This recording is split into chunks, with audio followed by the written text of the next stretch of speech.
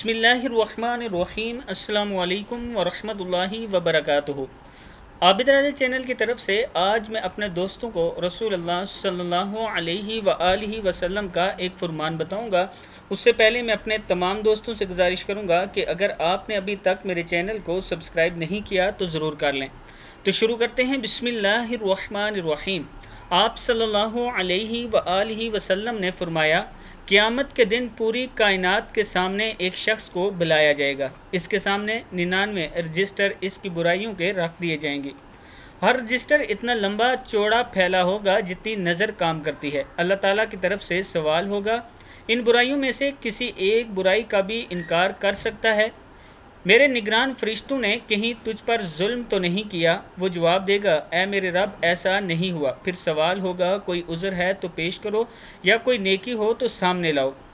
بندہ ڈرتے ڈرتے جواب دے گا، یا رب کوئی عذر بھی نہیں اور کوئی نیکی بھی نہیں۔ اللہ تعالیٰ فرمائیں گے، تیری ایک نیکی ہمارے پاس محفوظ ہے، یاد رکھ آج تجھ پر ظلم نہیں کیا جائے گا۔ تو ایک نیکی ایک کاغذ کا ٹکڑا نکالا جائے گا، اس میں لکھا ہوگا، اشہد ان لا الہ الا اللہ و اشہد ان محمدن عبدہ و رسولہ۔ بندہ عرض کرے گا، یا اللہ ان بڑے بڑے گناہوں کے انبار کے سامنے اس ٹکڑے کی کیا حیثیت ہے؟ جواب ملے گا، آج تجھ پر ظلم نہیں ہوگا۔ تو پھر گناہوں کے وہ بڑے بڑے رجسٹر ترازو کے ایک پلڑے میں رکھ دیے جائیں گے اور کاغذ کا ٹکڑا دوسرے میں رکھ کر وزن کیا جائے گا، تو وہ کلمہ والا پلڑا باری ہوگا۔ ترمذی کی حدیث ہے، کتاب کا حوالہ یہ ترمذی 2850 نمبر ہے، مسند